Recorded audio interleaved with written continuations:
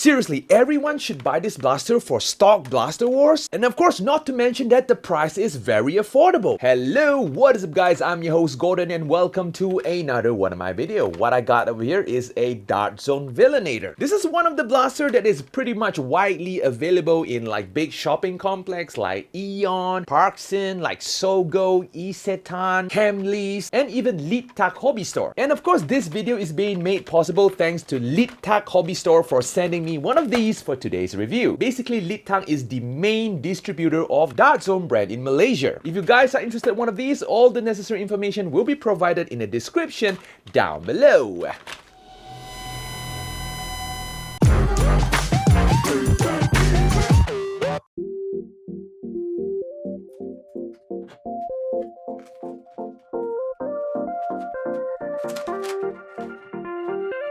In the box, we got the blaster itself, a drum, 40 darts, and a manual. To install the drum, you have to pull out the plastic tab on both sides of the drum and slide it into the blaster just like so. Okay, first look at the blaster. As you can see, what I got over here is a Dart Zone Villainator. The aesthetic of the blaster definitely looks like one of those Thompson or the Tommy gun I would call it. Really like the color scheme, really like the bright green and the bright orange over here. And of course, the aesthetic of the blaster definitely looks striking. If you take a look at the build quality, of course, as usual, Dart Zone always makes good blaster. There is still plastic squeaking noise, but very minimum. If you hold the blaster on hand, the blaster is on the lighter side because this is obviously made for children's. You can already tell it from the buttstock. It is not a very long buttstock. While shouldering the buttstock is a little tight for me. And sadly, this is not an adjustable buttstock. But overall, I would say it is okay for stock Blaster War. The grip of the blaster is surprisingly comfortable for adult hands. The trigger pull of the blaster very smooth. The trigger guard is pretty wide for large fingers. The priming grip at the front of the blaster is of course very comfortable as well. The priming strength of the blaster, I would say it is a little harder to prime as compared to normal Nerf blasters. So I'm assuming that this blaster actually shoots a little bit harder than your normal Nerf branded blasters, which we are going to test it out later. In terms of Picatinny rails, we got a roll of Picatinny rails on top of the blaster for your optics of choice, which I don't think you even need optics for this one. You got iron sights at the front, you got iron sights at the back. In my opinion, those are good enough. And next, let us talk about the drum over here. As you can see, this is a double layer drum over here, which means that this drum can actually hold 40 full-length darts. I mean, the capacity of this blaster over here is pretty impressive for a stock blaster. If you're into stock Nerf Blaster War, mag capacity is very important because you'll be spamming pretty frequently. Not to mention that this blaster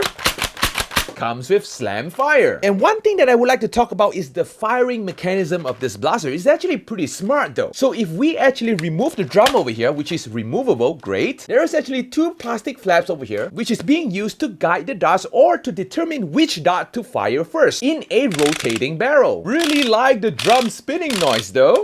So let's say in a situation where only the outer parts is being loaded, the plastic parts will detect, technically it will touch the darts and it will tell the blaster to fire only the top part. And let's say if only the bottom part is being loaded, the lower plastic flap will tell the blaster to fire only the bottom parts. And let's say if both top and bottom is being loaded with darts, the blaster will fire the bottom dart first and then it will fire the top dart. Kind of a smart manual dart detecting system, I would say. That's some pretty interesting innovation if you ask me. Really like the open concept with the smart plastic flap over there. You can just like run around in the middle of the game and just start picking up darts and just start loading it without the need to worry which holes to put first. If we actually take a look at the body of the blaster over here, there is something that looks like a safety switch, but this is just for aesthetic purposes. It do not works at all. And there's even like a fake fire selector over here, man. Alright, enough with that. So I guess that's all of the quirks and features of the blaster over here. So without further ado, let us go test the blaster out.